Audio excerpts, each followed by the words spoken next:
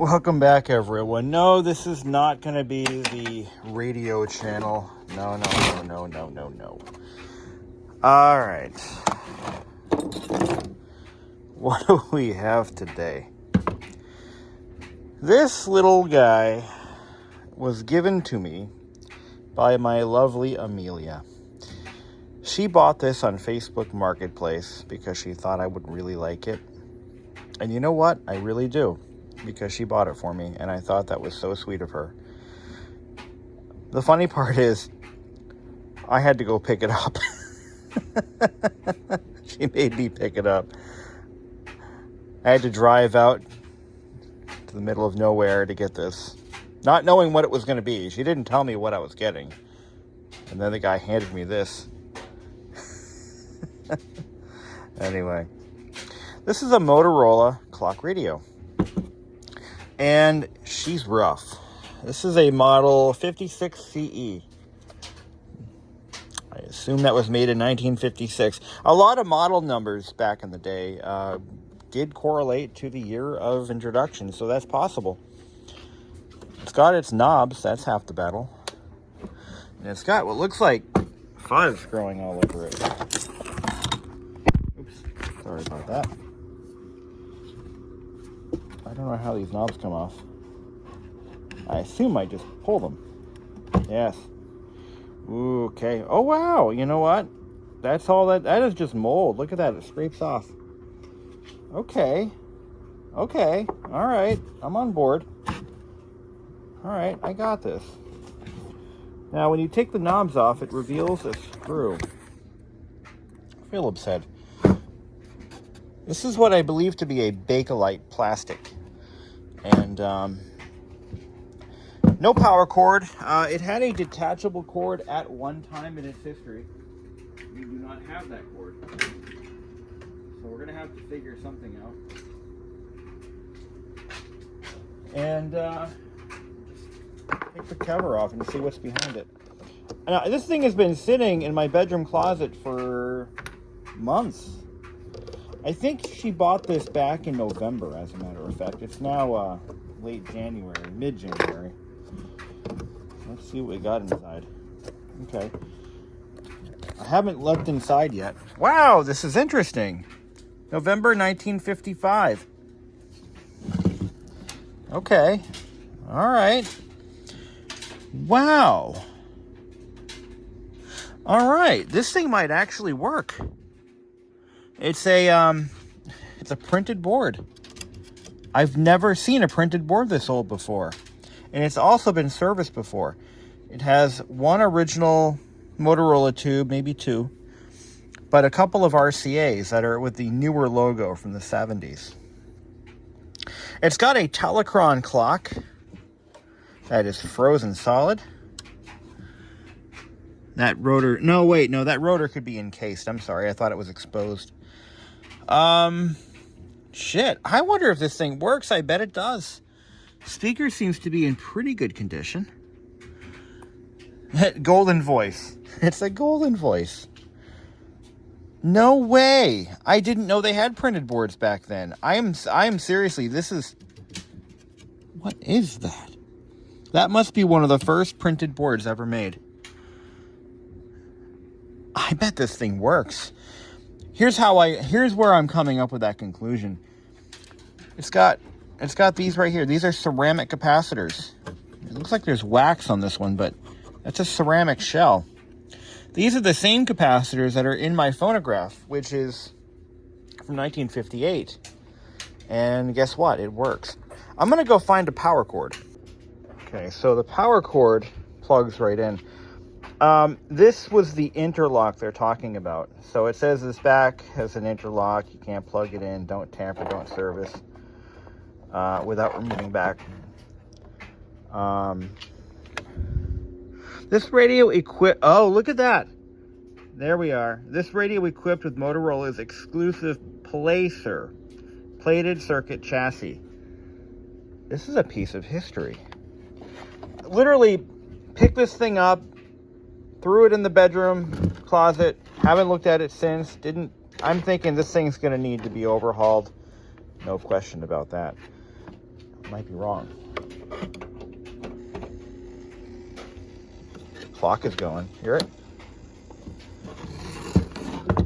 The clock works. You've got to be joking. All right. Oh my God, this thing might actually work. Let's see, let's turn it on.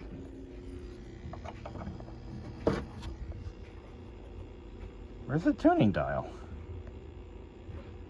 No sound. No sound. So it doesn't have a tuning dial.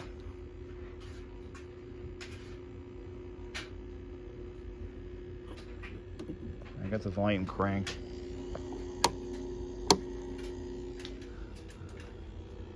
Oh, wait. On. Off, auto, on. Okay. Oh, there the tubes are lighting up.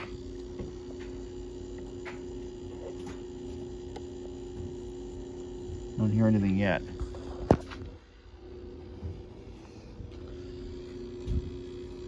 No funny smells either. Ooh!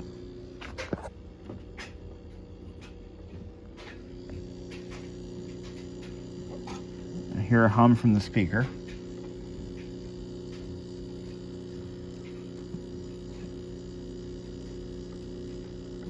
Nothing from the set though.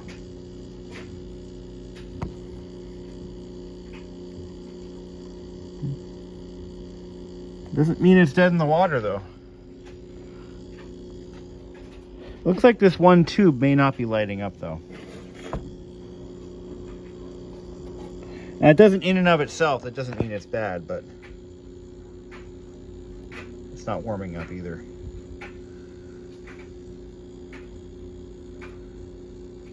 Okay. That one might be blown.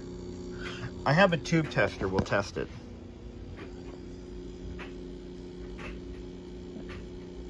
I should be getting something out of it. That Telecron clock though, I want to point out, that was made right here in New England. I think these are made in Waltham, Mass. The Telecron clocks were a local product for us.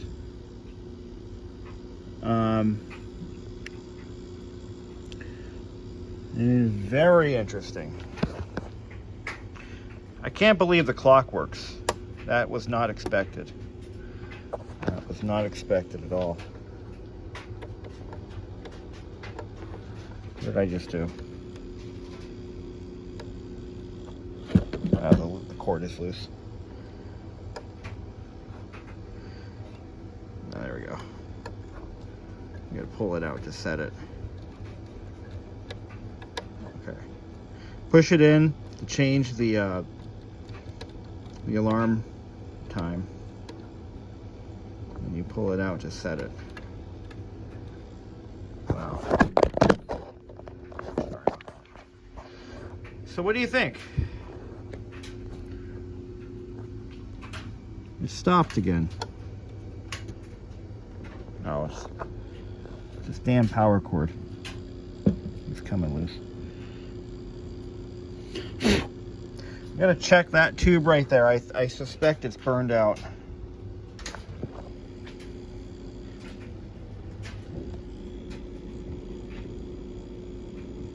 I should be getting some kind of reception out of it.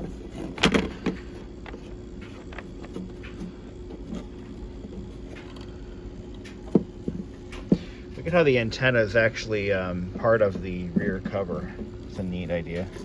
So these capacitors, now the reason I'm not too worried about them is they're ceramics. And ceramic capacitors don't have the lifespan of milk like their paper counterparts. They tend to last for quite a while. Many times as longer. Like they're not even supposed to go bad from what I've read. And as long as that wax or whatever resin that is, yeah, those should be okay. It's a 0.03 microfarad at 200 volt DC. Got a couple of, I got 1, 2, I believe 3, and 3 total.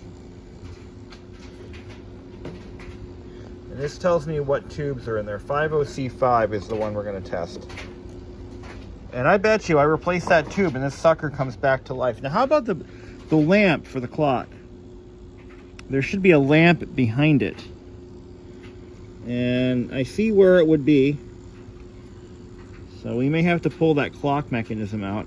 But this thing should light up from behind, if I'm not mistaken.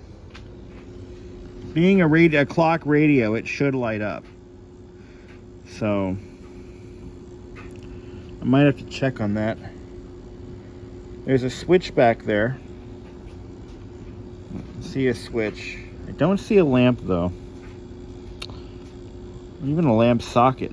Nothing like that. So I could be wrong. It may not light up. But we'll take a closer look. It's got a shaded pole motor. That's what's driving that clock. That's why it still works. It doesn't have one of those newer style mechanisms where the motor is encased in a sealed housing. Instead, you've got a shaded pole motor and a permanently lubricated. The rotor is in a permanently lubricated casing. This thing is going to clean up nice. Just to pull it apart. Let's check that tube out. So I pulled that tube out. Now it is getting warm, but look at the top of it. You can't really see it on camera, but it looks like it doesn't look good. It looks pretty rotten. So we'll put this sucker in a tube tester and really get a good look at her. Almost looks like the envelope is cracked. Interesting. Well, it's not in my flip chart here as being something that I can test, but I'm pretty certain that that tube is bad because, I mean, it is heating up, but this is the amplifier tube. This tube is designed to, this is the amplifier right here. And I'm not even getting so much as a hum out of the speaker, so it tells me it's probably end of life. And being an alarm clock, it's already been replaced at least once, so it's gone before. But the thought just occurred to me, and I'm sure someone's already jumped on the keyboard. This multi-sectional cap I completely missed. So that may be a problem. That is a multi-sectional cap. We need to pull the chassis out, maybe get a photo fact for it to see what we can substitute in its place. Because this is a board chassis. Oh, by the way, did I already mention that? This doesn't have the ability to test that too, but I think it's bad. But this capacitor right here, I'm not seeing the forest through the trees here. I see these ceramic capacitors and I'm getting excited because they don't really go bad that often. So I've read, so I've experienced, again, in the case of my phonograph. But I didn't happen to notice the rather elephanty looking thing in the room, which is that multi-sectional cap. And the thick platins. The speaker might also be disconnected from the chassis because it uses these fingers. Perhaps the problem is that the chassis has disconnected itself through years of corrosion. But you've got to see this board. This is one of the earliest circuit boards known to man. Look at how this is crazy. I'm sorry, I'm having a moment here. I have never seen a circuit board this old. Ever.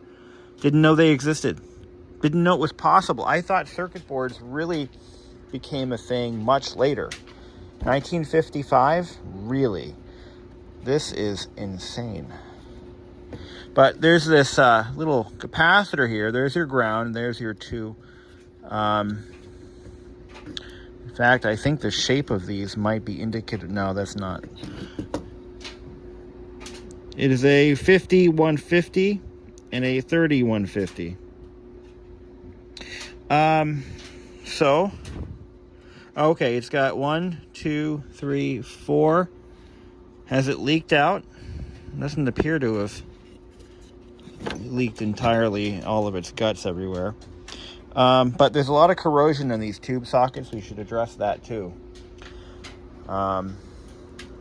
So this could be bad, it could be good. We're gonna put it back in and try cleaning those contacts and see if it wakes up. So I'm gonna clean all of these tube sockets. What a simple board this is. 1, 2, 3, 4, 5 tubes. I think that makes this one of the All-American 5 models, right?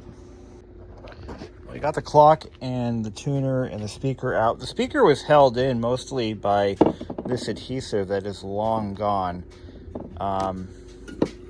It's got a small hole in it, but it looks like that was put there on purpose, or it could be from an insect. But looking at it now, it looks like somebody poked something through it. I don't know if that's intentional or not, but anyway.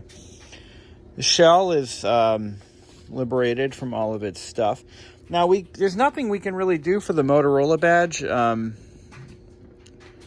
except remove it and try to recreate it somehow, or an approximation. But in that font, that's going to be very difficult.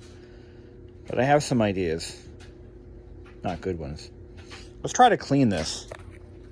Well, that's after one cleaning, and you can see I missed a spot, but the whole thing was just covered in this moldy nonsense. What I'd like to do is try to power this up out of the chassis and see what we can do.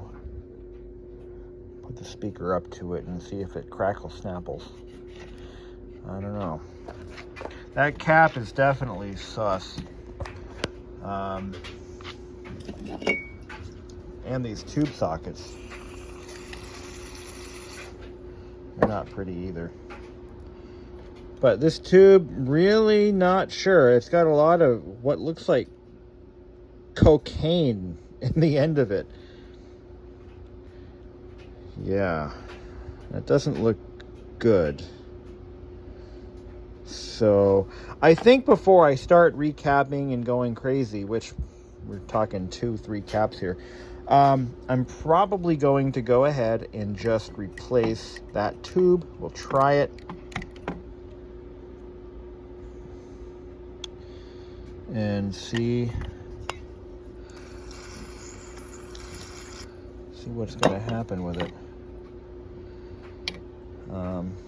This freaking cat hair everywhere.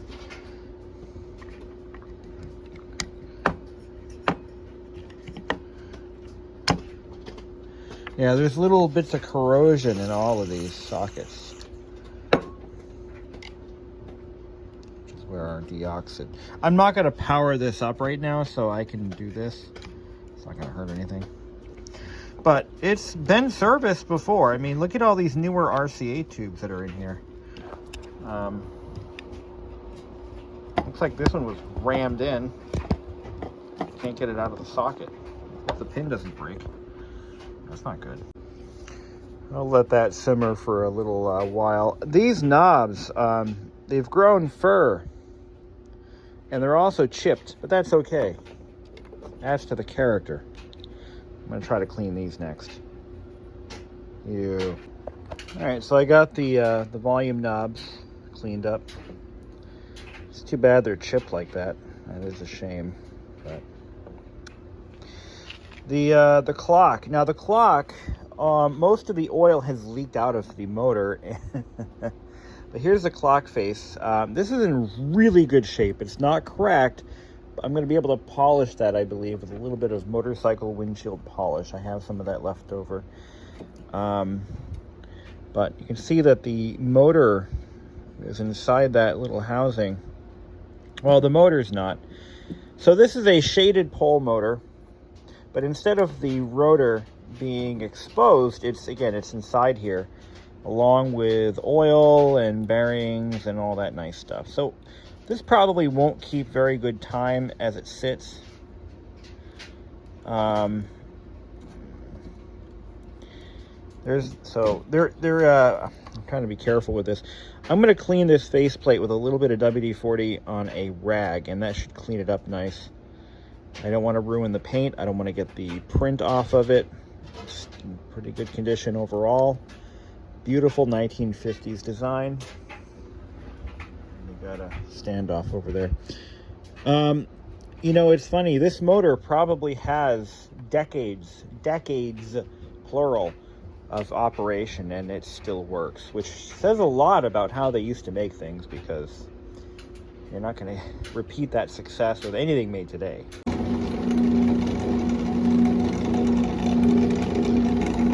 Don't use this with hair metal type hair, because you're going to lose your head.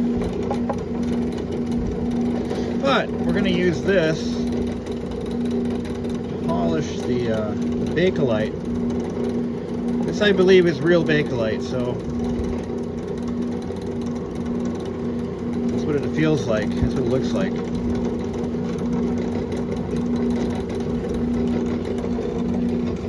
It's not bad. Well, I did the best I could with the Bakelite case. I don't know what this mark is from.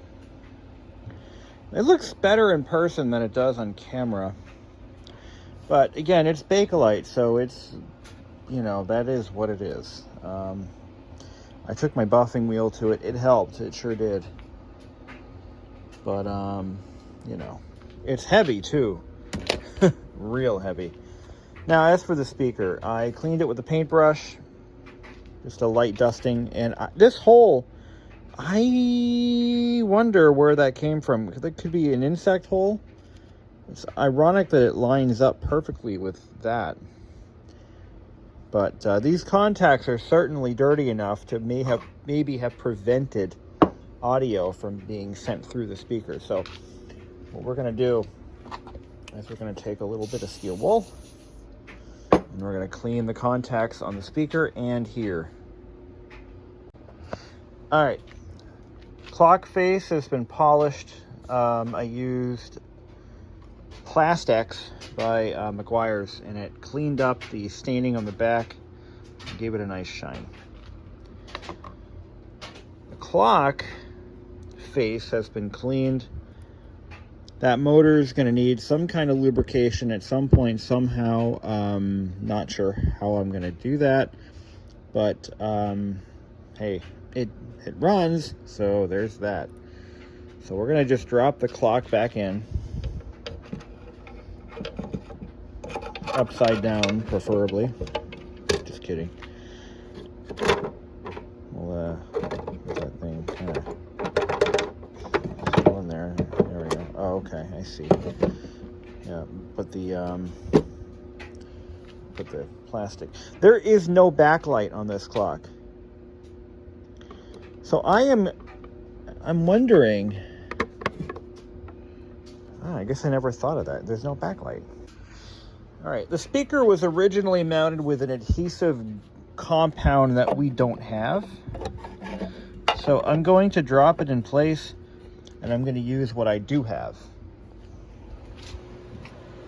I'm thinking of a number between 1 and 10.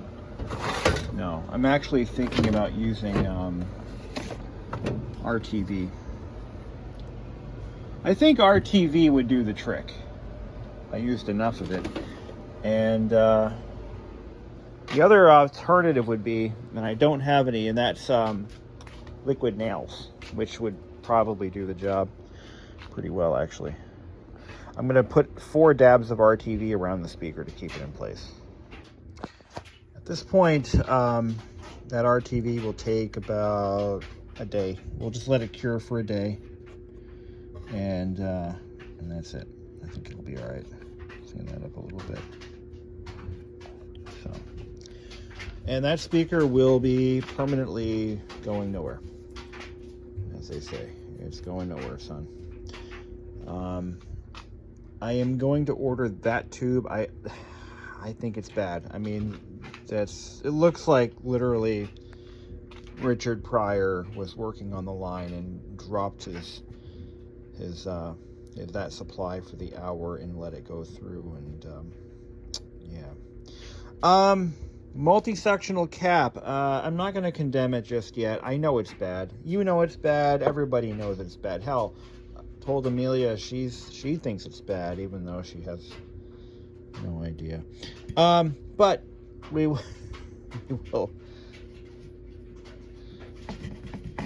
will do something about it. Now, the solution for it is it's going to be replaced in theory with three additional capacitors. So we would have to remove it from the board. Typically, on a chassis, on a steel chassis, it would go underneath in the form of, you know, just line them up where we can.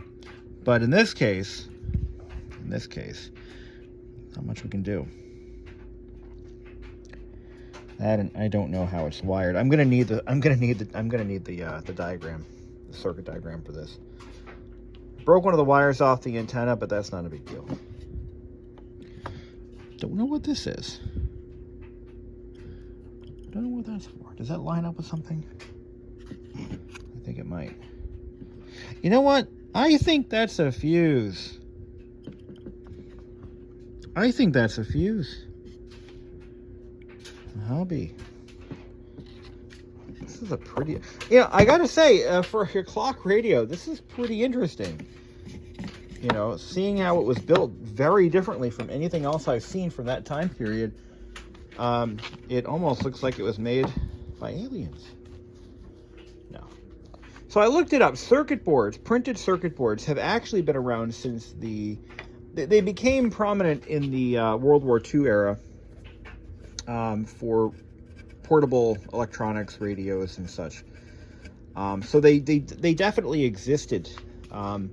But they weren't prolific in consumer electronics until the 50s, when they started being implemented in various products. Can't think of anything aside from this particular thing here, but they were a thing. They were a thing, but they weren't prolific. And yeah, they were pretty uncommon. I think they were mostly used, though, in portable electronics and obviously clock radios. And by the 1960s, by the 1970s, when everything went fully transistorized, you know, that's when you started to see printed circuits becoming the norm. Just thought I'd share that all.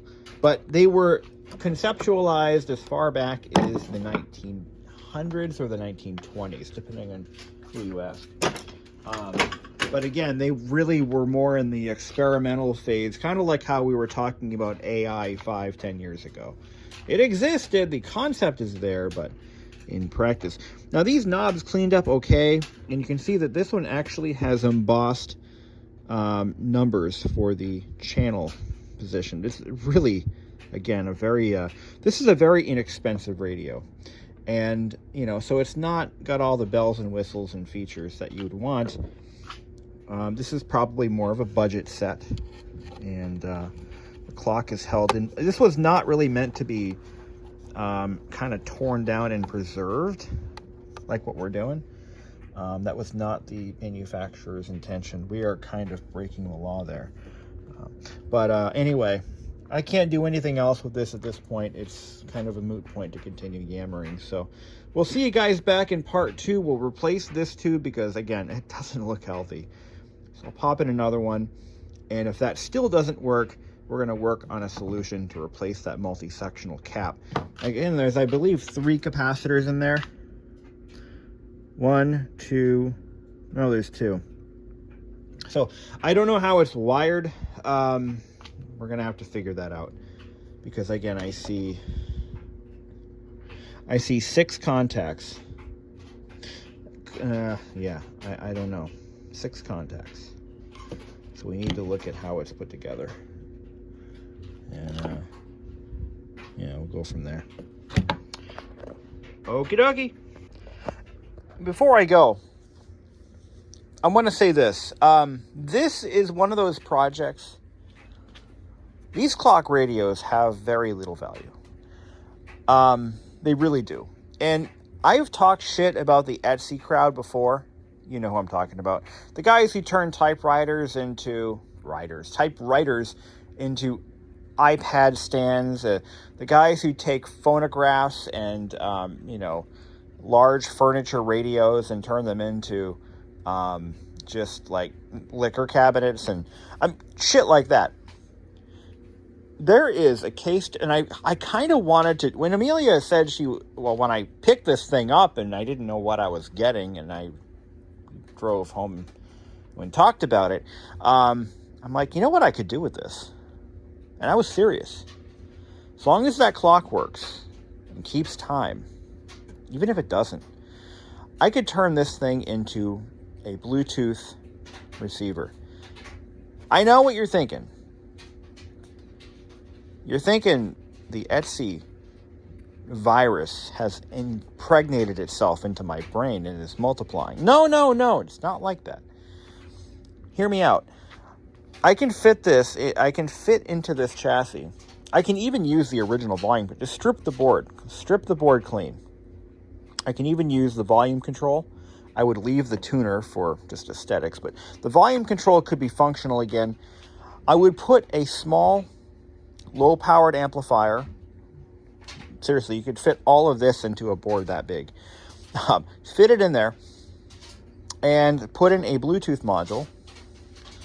And also, this is where it gets crazy, but bear with me. I could also fit a QI charger right here. Put two of them in. Why not two?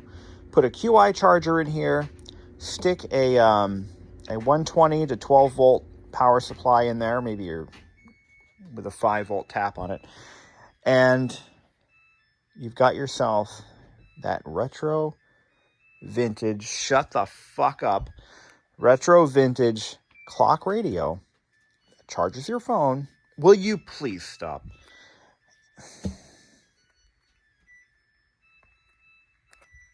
Okay. Oh, thank you. As I was saying before, I was rudely interrupted by our appliances, because we live in a time where appliances have taken over our lives. This could be a Bluetooth speaker clock radio with a functioning analog clock, because this just powers off of 120 volts. It's nothing special.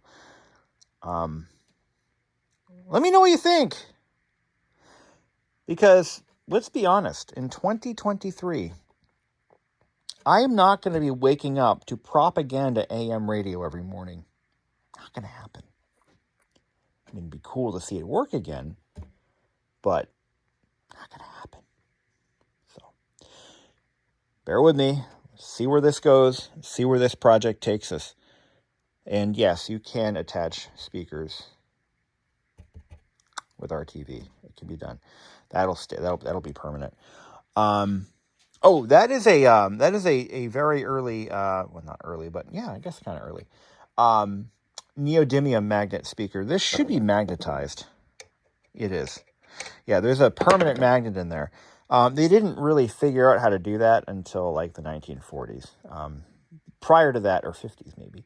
Prior to that, all speakers had field coil windings.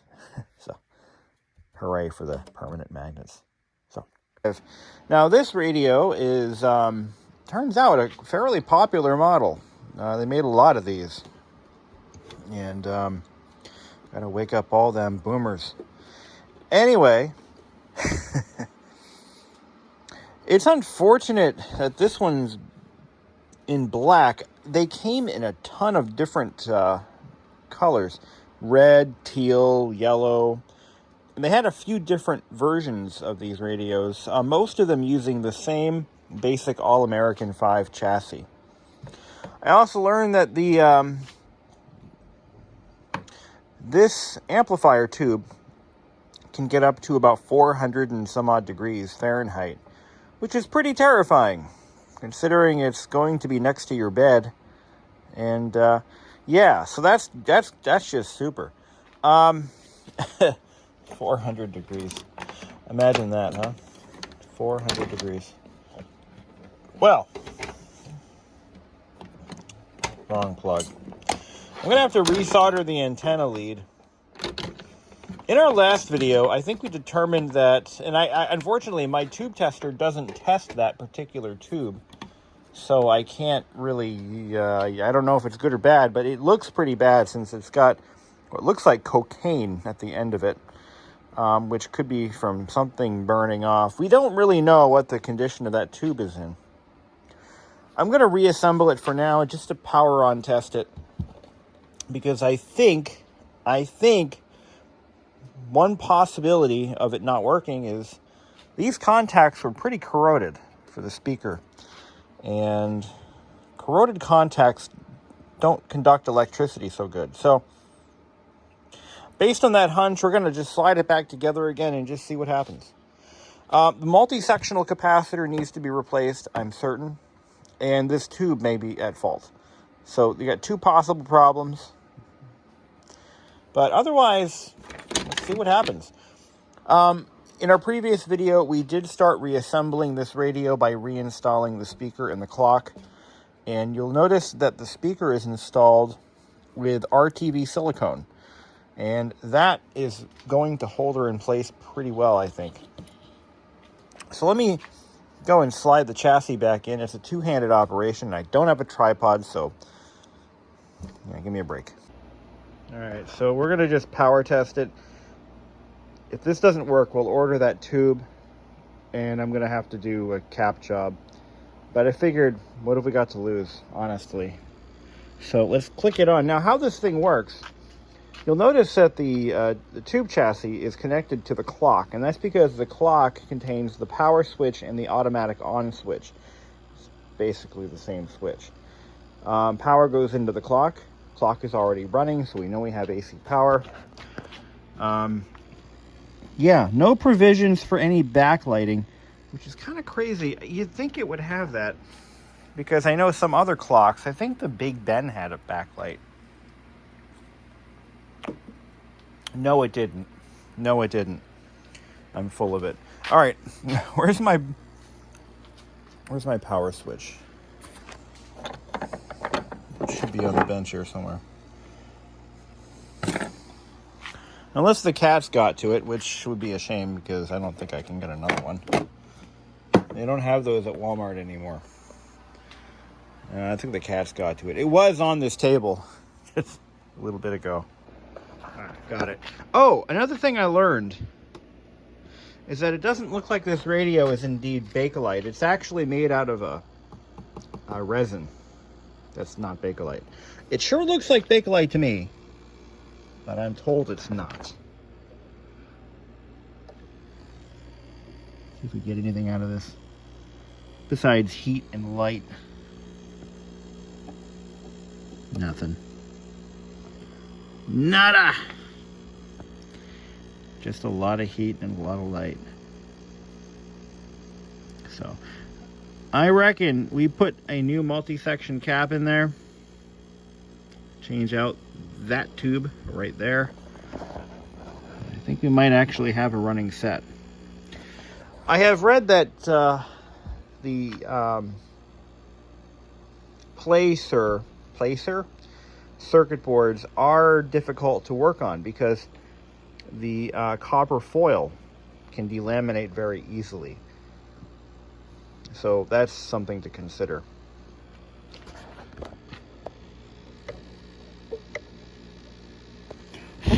We really didn't do anything this time around. All we did was we cleaned the sockets,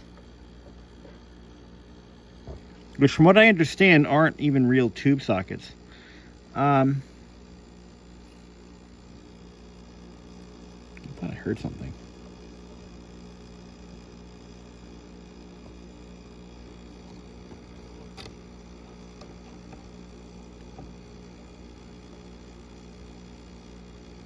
Holy shit. The deoxit is boiling in that tube socket. This tube is still getting hot, even though there's no light coming out of it. Part of it still functions. And just because these other tubes light up does not mean they're any good. So we've got to test all of these tubes. But this thing is still getting warm. In fact, yeah, it's quite hot right now. So you can see there's a little bit of a boiling going on under there.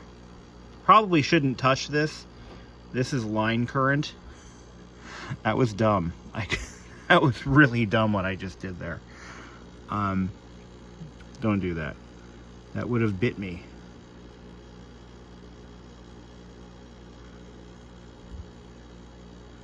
But yeah, that capacitor is probably done for. But we know what it ain't. We know what's not wrong with it.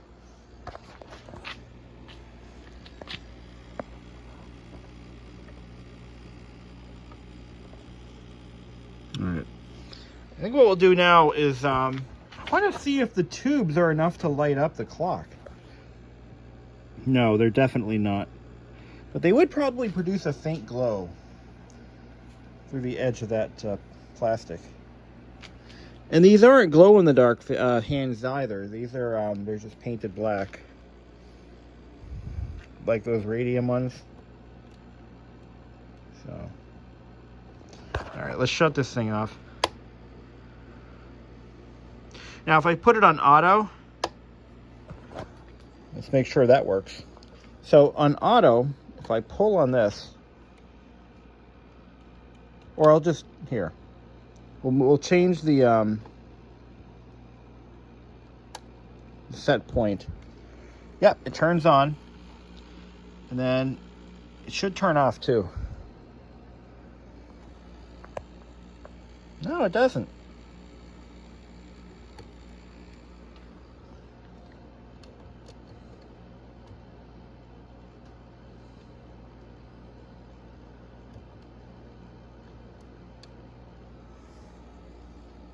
It doesn't turn off. I guess what it's supposed to do is stay on until I turn it off.